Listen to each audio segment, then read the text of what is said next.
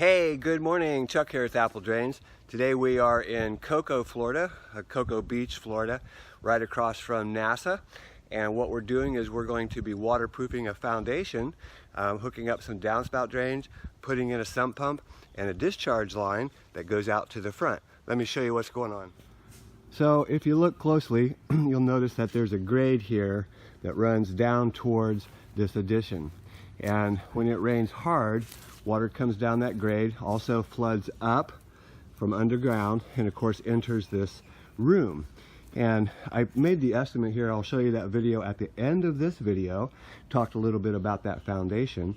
But what this is was basically just a screened in porch, and the slab is no more than 3 inches thick. There is no footer.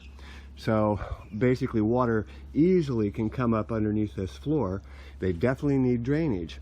So we're going to put in our styrofoam peanut pipe, which is called easy flow drain pipe, and that's 4-inch perforated pipe surrounded by styrofoam peanuts, packing peanuts, very dense.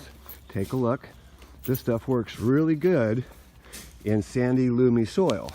You can see the peanuts. These are different than regular packing. They're quite dense. And you can see the perforation. This has got holes all the way around it. It's encased in fabric, keep the dirt out. Works really good to pick up that groundwater. We're also going to be hooking up the downspouts, 1, 2, and then one on the back corner over here as well. And all of this is going to discharge to a sump basin, which we're going to put right here in this corner. And then we'll have an 1.5 inch PVC discharge, which will run along this wall and under this fence, and it goes out to the front. So we'll get out there in just a second, but really a straightforward job, something that you, the homeowner, can easily do. You know, I've got 3 guys here. It'll take us about 4 hours, but by yourself it might take 6 or 8 hours, but you'll save $5,000, $6,000, $7,000, $8,000 if you do it yourself.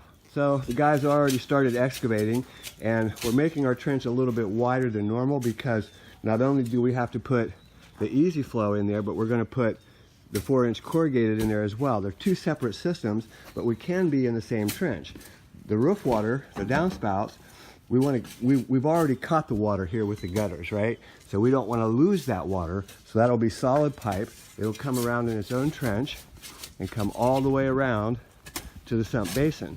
And the footer pipe, which is this packing pipe, is going to be picking up the groundwater as it rises.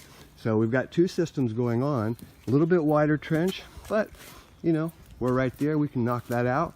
Still should only take about 4 hours. So while those guys are doing that, I'm going to go ahead and start on the discharge line out front. So you notice that, you know, I brought the trencher with us, hoping we could use it. However, let's go over here and take a look in the front yard. You know, when you call and get your utilities they locate everything except water and sewer, and which is really strange because those are the very important things. But here's her water meter right here, and you see that PVC white pipe down there? It's down there about, maybe 14 inches or so, and it looks like it runs up, and of course it's going to come over and go into the house somewhere. So I was really worried about running that trencher because it could cross, you know, anywhere over here and come into the home. And sure enough, back here at the fence, I found the line. It's right here, and it's not very deep. So again, that line may come out and turn right here. Who knows? I'm not going to explore it. I've already dug it by hand. So even though you want to, you know, run a trencher, make sure that you mark things or get things located before you do. And when in doubt, dig by hand, because fixing the water line is not a major problem, but it sure makes a mess. That one's PVC, relatively easy to fix, but it would, you know, pop out and water would go everywhere. So anyways, we're all done with this discharge line. Right there is the top of the swell. We'll go ahead and put a pop up there. That water will run into the swell. So we've been here about 15 minutes, and we've got about 1/3 of it done. Got Chuck over here putting in the sump basin, which is right here. Remember, that goes down 2 feet, and we want to leave the lid at grade. We'll finish excavating this side, hook up that downspout, of course. Matt's taking care of this side, and the other corner is already done. Discharge line is done out front. So really we're almost ready to lay pipe. We'll go ahead and clean off this footer. You can see it just, basically we're going to take a hose to it and then maybe a wire brush to get the loose dirt off, and then we'll paint that. And because this is wood with a stucco finish on it, we're going to paint up about 6 inches and just try to make a nice line across. Doesn't have to be perfect, but that way as any water comes across here, it can't get into that wood. Stucco is the parge. That's the term from the Romans. Long time ago they used to parge things. They sealed concrete, but today people seal wood and everything else. We use liquid rubber, which is still the same thing. We're sealing a surface. Liquid rubber works best on concrete block or a poured wall, but it also works extremely well on any wood product, especially when there's a masonry coat on top of it. It'll keep that water from coming in. These guys made real quick work of excavating this area. We'll clean off that footer, off that foundation bottom right there. We'll lay our easy flow, hook up the downspouts in the same trench, but that's all solid pipe. It's not going to leak out. Comes around this corner, and they've just about got it over here to the sump basin. You can see we set our basin down in there so we know the depth we need to be. Our footer pipe and our downspout drain is going to come into here. We're going to use a Zoller M98 half horsepower pump. This pump's capable of pushing about 80 to 90 gallons per minute. So that's 3 trash cans full of water per minute. It should handle this roof with no problem, as well as pick up all the groundwater. That downspout on the corner is actually going to come back and tie into the pit. And the discharge is going to be in the same trench and come around. And you can see I've already completed that trench over here. You can see it right here. Comes out, goes under the fence. And you can see I've already started to lay pipe out to the street. So everything's looking really good. Take a little break. We'll get right back to. Okay, let's set up the Zoller M98. This is the box it comes in, and the pump's pretty heavy. It weighs about 45 pounds. It's got a manufacturer's warranty on it. Has a 3-year warranty, so it's a great solid pump. We're going to start by putting a male threaded 1.5 inch adapter in the port. Screw that in hand tight. Next, we're going to put a small riser on it. This is going to accept the check valve. Don't forget to drill a 3/16 inch hole for that pressure relief. Good amount of glue. Let's glue this up. Slide it in, push and hold. That's all set. Next, we're going to put on the check valve. Check valve allows water to flow one direction only. This one has arrows telling you the point and the direction of the water flow. These are held together with no hubs, and we're going to put this together using a 5/16 inch bit. We're going to tighten up those stainless steel clamps on the no hubs. Tighten them all up while you're right here. Next, we're going to put on a riser. We'll do this when we put the sump pump down in the basin. This is bringing the water up from the pump, and it will have a 90 at the top, turn and go out through the side wall. Okay, we're going to set up the sump basin. We call it a pit, sump basin. The pit comes with already pre-installed nipples, and this is at the perfect depth for most jobs. And these are used in crawl spaces, in basements, and of course we've made the application to be outside as well. But we turn it over, take our hacksaw, and we just cut it right off. Because we're doing 2 lines coming in from both sides, we'll cut off the other side as well.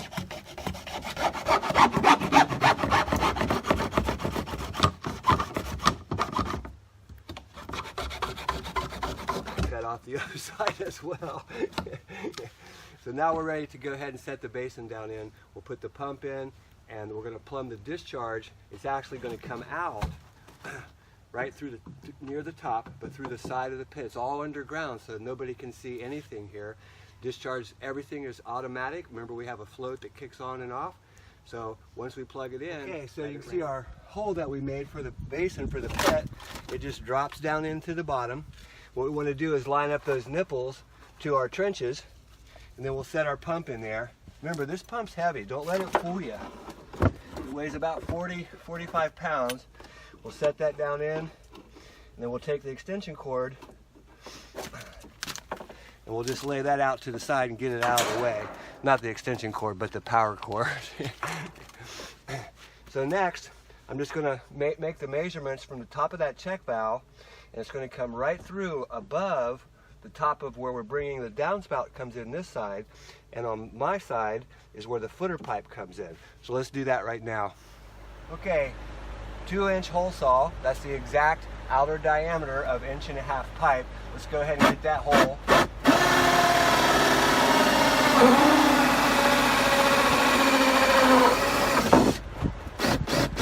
Real simple. And again, that's the exact outer diameter of this the 1.5 inch pipe. Next, we want to make the measurement. We're going to need a little piece of pipe from the top of the check valve. It's our riser. It comes up and it's going to come through there. Let's go ahead and make that measurement. Okay, so I made the measurement, and you can see we've got a 90, drilled the hole, so I'm going to do that. Then we slide our pipe through. It's not glued yet. I just laid it in place, and you can see I've got it going clear over to the side where it makes the 90 to turn for the rest of the discharge. So now we're ready to glue it, and we'll be ready to just keep installing. Okay, so we've got it all glued up, and I went ahead and put the downspout drain in. Remember how we slide that through that little opening, in there.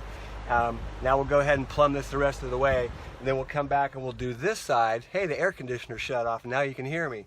So again, we've got it all plumbed, check valve, tightened up all the clamps. Discharge line comes out, turns. It's in the same trench as the downspout drain, so pretty simple. The hardest part of this is being in this confined space. It's difficult to work when you get down in a confined space, but you'll get it. So these guys are painting the wall here with our liquid rubber. You can see we coat that footer, the foundation itself.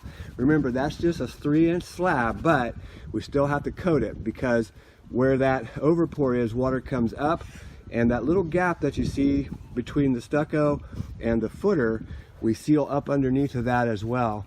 So we've got that nice and painted. We give it about 2 or 3 inches, above grade, so that, that in case any water does come up there, it can have a place to drop in. Next, we're going to go ahead and lay our peanut pipe, easy flow. Remember what this is 4-inch perforated pipe.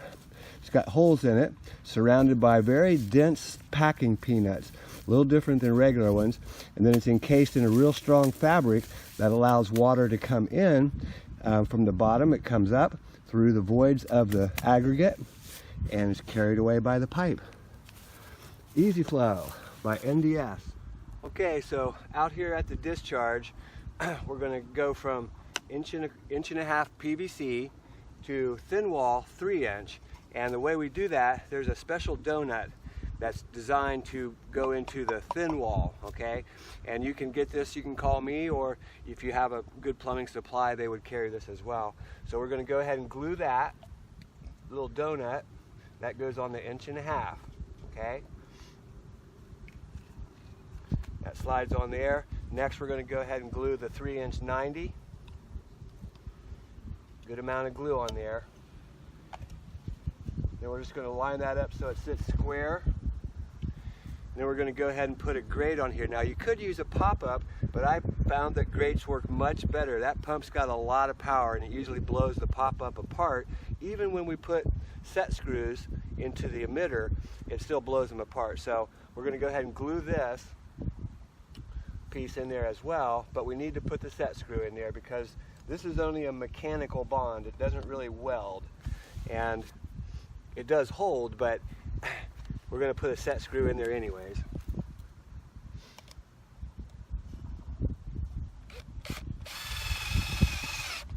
And you just need one screw to hold it in place because you're going to take it apart in the future. Someday they'll take that apart. So we're all set. So this is our discharge line. Remember that we went from 1.5 inch to 3-inch. We're getting ready to backfill that. As you can see, it runs all the way up. And you saw where I connected it to the sump basin. It goes clear around to the back.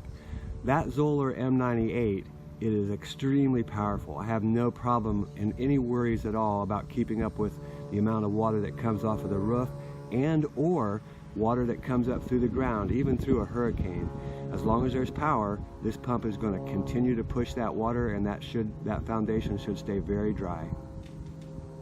So a little tip, if you've got a helper with you, when you unroll your pipe, you cut off those little ropes. There's 3 of them. Get your arms all the way through it, Matt. Yep, hold your hands. And you're going to be like a linesman's truck. You pick it up and flip it, pick it up and flip it, and the other person pulls it out. It's a much easier way. Now, Matt's never done this before, so he's learning. But you can stand up straight, Matt, and flip it. Just keep your hands together. Yep. And it'll come all the way out. That way you don't get it so tangled up. We need about half of that roll because we're starting over here at this corner at that downspout. It's coming all the way around the foundation, picking up another downspout, and it's going to tie into the sump basin. So we've got our footer pipe installed, the downspout beside it. We're going ahead and backfilling. Remember how I set the pump up? We've got the lid on there just so no dirt gets in. You can see over here, we've got the 1.5 inch pipe. That's our discharge. And of course we have the downspout drain. It comes down and it's going back to the sump basin. The discharge pipe's coming out, and we showed you that. It goes out front, and I showed you where we make the connection to the grate. We're going to backfill all that. We got the wall sealed all the way around, and we hooked up the downspouts. Again, they're in the same trench. And all we're doing now is just, we're going to grade this off. We can't get it up onto the stucco. It's got to be below that as we finish our grade. Remember that footer pipe runs pretty much level as it runs around. And the way that system works is water floods up in through the aggregate, which is the packing peanuts in this case, or gravel if you use gravel. It floods up through those voids and enters the holes of the perforation of the pipe, and as the water level rises, it begins to flow. That's how the system works. So don't be afraid. You don't need to have any fall. Your footer is level, so you assume that it is. So you want to follow that footer, and wherever it's at is where your footer pipe's going to be. Hey, good morning. Chuck here with Apple Drains. Today I'm on my way over to the Atlantic coast. We're going to Cocoa Beach, and we're going to do a few estimates over there. We do get a lot of calls from, all along from Cocoa, Melbourne, clear down into Vero, Ponce Inlet, all across that area. It is time and travel. It costs $227 for us to come over there and give an estimate, but we do apply that to the purchase, so you don't really lose the cost. But I want to go ahead and take you over there, and let's take a look. We're going to be estimating some foundation waterproofing, which is pretty typical of what we get calls along the coast, but it applies to all homes everywhere. But take you on the estimate. Let's take a look and see what we can do to solve some problems over there. So part of the problem that was going on here is, you can see we're in the kitchen, and really nice cabinets, nice kitchen, got a nice tile floor. But if you listen carefully, I'm going to tap on these tiles. You hear how they sound? Well, listen to this one. That one's hollow. And what's happening is that water has been coming up under the floor. Remember, concrete is porous material. You get enough water under your floor, and it's going to have some pressure under it. It's going to start to push through the floor. And what happens is the glue and the grout, they give way. They start to crack, and the glue gives way because it's wet under there. So she's going to have to replace some of these tiles eventually. I mean, it looks fine, but they are going to come loose. But this is why you need to have this done. This is part of the reason. And the other reason is, if you can see the hardwood floors buckle. And she had the same kind of problem. She's already replaced it. It looks great. What a nice floor. So what we're looking at is an addition to a home. And what you can see here is they've got a 3-inch slab. You can see my shovel go underneath of that. What happens here is that water comes down this grade, and it floods up under the floor, and of course comes right up into that room as well. And this is real typical here in Florida. What happens is there was a porch here, and they enclosed it, so you can kind of see what's going on here. They enclosed that porch, they stuccoed it. Looks real good, of course, but it doesn't do anything to stop the water. So what needs to be done here is, basically we need to seal that wall up about 6 or 8 inches from the grade that you see. Also put down the easy flow so we can collect the water.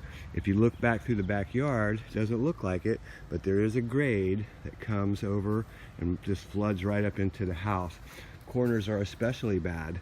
Over there, really bad spot, and over here, the same thing over by the AC. So let's go ahead and draw up the estimate and we'll take a look. Okay, so we went ahead and left an estimate there at that property, and I just came over here to a little county park, a little bit of a break here. This is the intercoastal behind me, and behind that island that you see behind that is the Atlantic Ocean. Anyways, that estimate, she went ahead and scheduled. We're going to be there on Sunday or Monday, and we're going to go ahead and waterproof that entire foundation of the rear, put in our footer pipe, seal the wall, sump pump, and discharge it out to the front. Of course, we'll make a video of that as well.